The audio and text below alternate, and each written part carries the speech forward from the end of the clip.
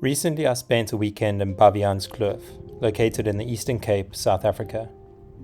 The region is also host to the Leopard Trail, a multi-day hiking trail that I decided to explore in part by running. I took my camera along to showcase what running the Leopard Trail can offer. Getting to the region was a bit of a mission, requiring us to drive the last 50 kilometers on dirt road.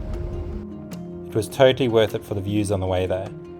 We hired a small cottage for our stay, and I decided to use the earlier mornings to go out and explore the Leopard Trail.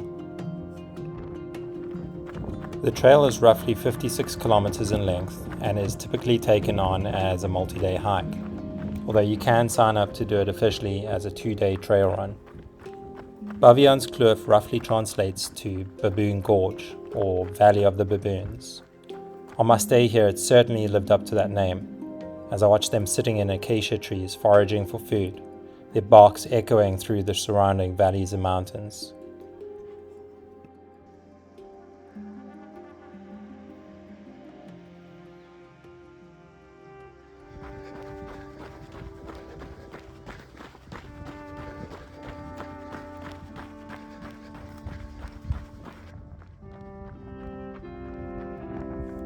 On my exploration of the trail, I find myself stopping multiple times in the first few kilometers just to admire its beauty.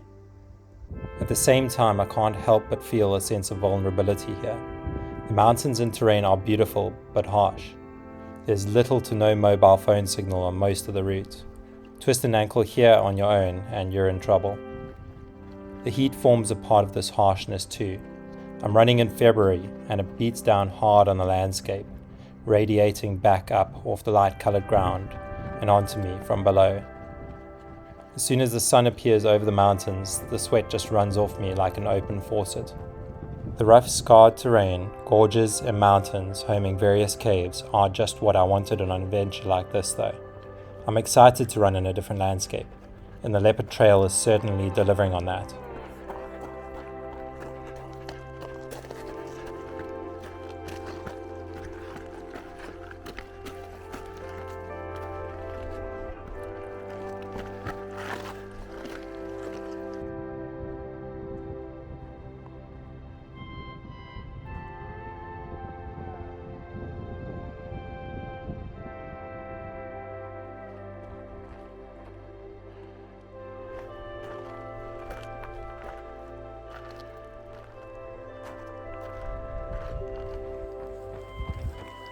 After a particularly harsh climb out of the starting valley and a 6-kilometer run along a much easier plateau, I arrive at a stunning gorge.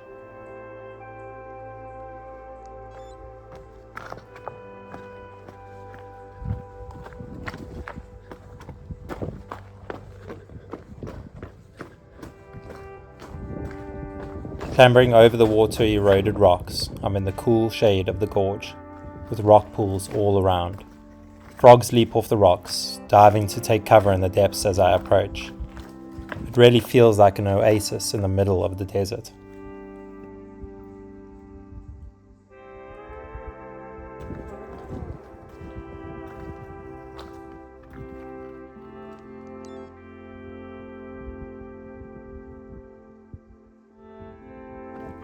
The next style of trail I find is single track leading up and over the saddle between two smaller mountains. The trail is a hybrid of switchbacks on the steeper parts and rolling hill connecting other sections.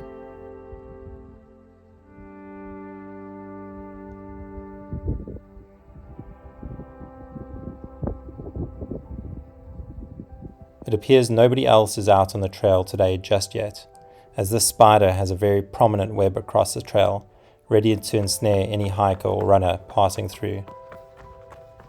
The running can be easy at times in the flatter parts, but difficult on the climbs and descents, especially where the trail gets rough.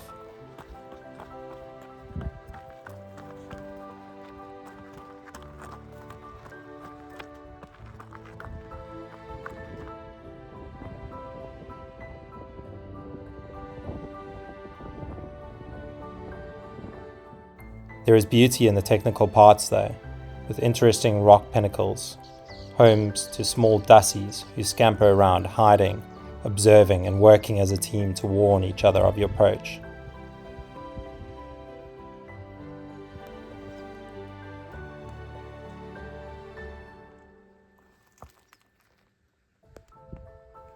I don't spot any leopard during my time on the Leopard Trail.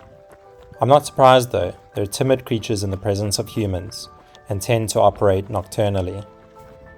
However, I still can't shake the feeling of being watched or stalked as I run through these gorges and mountains littered with caves, the perfect dwelling for a leopard.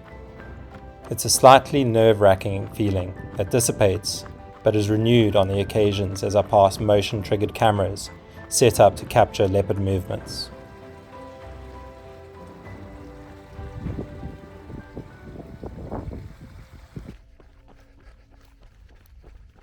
There is a bonus addition to the Leopard Trail right at the end. It's an optional 10 to 12 kilometers route to add, which takes you through Cedar Falls. The route is easy to begin with, but increases in technicality as you get to the waterfalls themselves. You add more and more rock scrambling as you approach. And if you want to reach the most beautiful part, you are forced to swim across 2 or 3 sections of water. Be sure to bring a dry bag for this. Your reward is an amazing set of waterfalls in a smoothed out rocky gorge, where voices seem to echo endlessly, and you can cool down before returning the remaining 5 kilometers back to camp. If you're visiting South Africa and are in the Eastern Cape area, it's highly worth a visit to this area. I'll leave more information in the description of this video, as well as some links to the Leopard Trail website.